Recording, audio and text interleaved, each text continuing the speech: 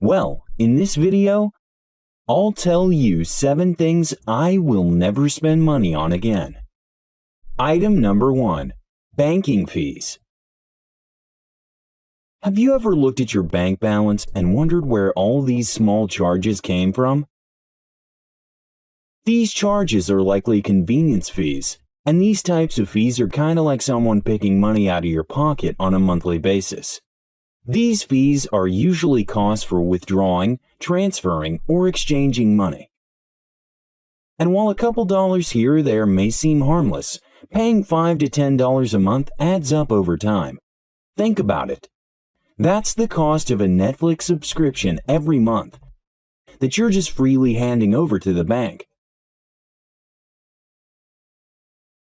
When I realized just how much I was being charged by my bank, I realized I had to put a stop to it. So, in order to avoid these charges, I talked with my bank representative and told them that I would move my money elsewhere unless they waived these fees. And what do you know? The fees were gone that same day. Item number 2. Gambling. When I first hit the legal age to gamble, my favorite thing to do on a Friday night was to go to the casino. I would sit down at a slot machine, insert my money, and pray that I would strike gold and win the jackpot. At that time, I had more money than brains, which led me to losing hundreds of dollars each and every visit, which is money I can only wish to have back. Sadly, I had absolutely no idea just how bad my odds of winning were. In fact, the odds of winning the grand prize on a slot machine is on average 1 in 49,836,032. So my chances of retiring on a big casino win were minute at best. Unfortunately, many people fall victim to the perils of gambling. Whether they play to win big or just to pass the time, gambling is never in the favor of the player, which is why there's the saying, the house always wins. Once I learned my odds of winning, I promised myself that I would never spend money on gambling ever again. Item number 3. Credit card interest charges. As of 2019, Americans are in over $1 trillion of credit card debt, which is up from $850 billion just 5 short years ago. Besides having outrageous amounts of debt collectively, these people are paying billions of dollars worth of interest each and every year. While credit cards can be a useful tool when used properly, many people fall victim to the vicious cycle of only paying the minimum balance. You see, paying the minimum balance only gets you so far. Sure, it can help you avoid ruining your credit score, but each dollar of debt that isn't paid off will be subject to an interest charge, the average being 19.24%, meaning that your original purchase just got costlier. For instance, if you have a $1,000 balance on your 18% interest credit card and you only pay the $100 minimum every month, it will take you 11 months to pay it off, of which almost $100 of it is just interest. In order to never pay credit card interest again, only charge your credit card an amount you know you have the money in the bank to repay. Taking this one step further, set up automatic credit card bill payments, because even if you have the money on hand, failing to remember to pay your bill will cause that interest to start compounding. Now, if you already have credit card debt and are paying exorbitant interest charges every month, there is hope. In order to avoid paying these high costs, inquire as to whether you can move your debt onto a lower interest line of credit, which will instantly cut down the interest expense related to your debt, so you can focus on paying the principal amount instead. Item number 4. Cable.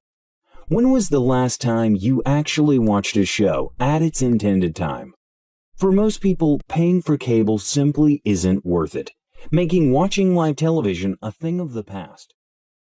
As of 2018, more than 33 million Americans have canceled their cable subscriptions and have opted to spend this money on cheaper entertainment outlets.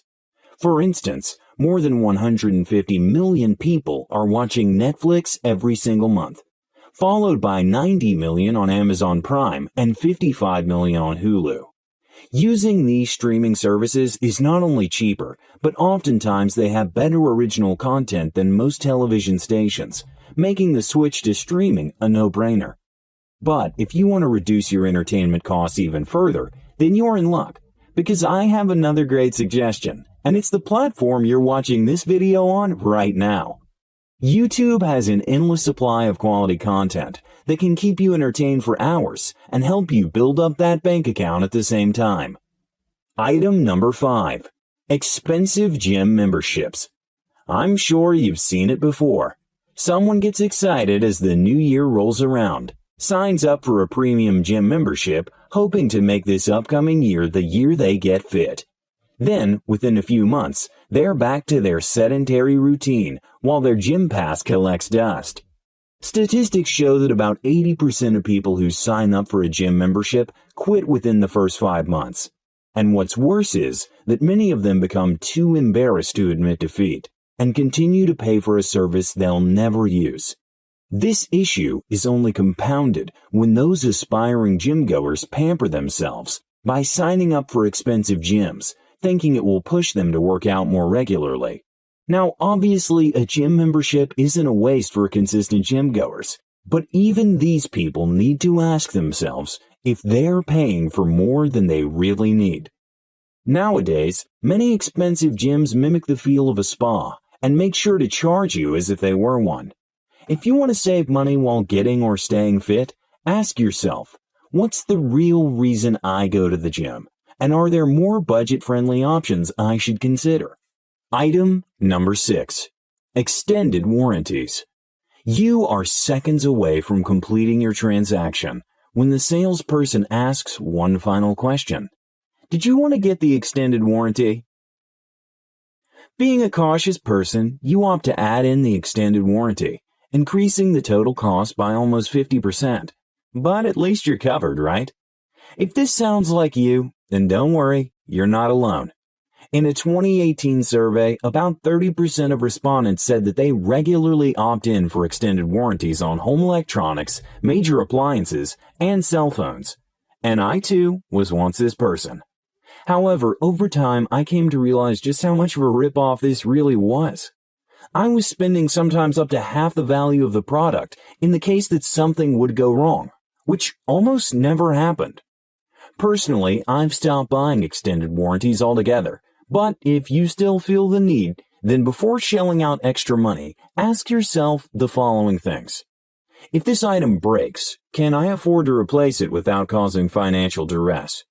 Does the product already come with coverage from the manufacturer? And would buying a higher quality item outweigh the cost of adding an extra warranty to this purchase? Item number 7. Trying to impress people. Stemming from primitive times where tribe members would either be accepted by a group or die, humans have always had an inherent need to fit in. Over time, our ability to survive in our environment has become significantly easier. However, our need to be accepted hasn't changed, which has led to a culture of spending money to fit in. As quoted in Fight Club, we buy things we don't need with money we don't have to impress people we don't like. And for most people, this statement has been or continues to be true. Whether it's buying a new outfit to impress a girl at school or purchasing a larger home to show off to your friends, spending to impress is not advisable.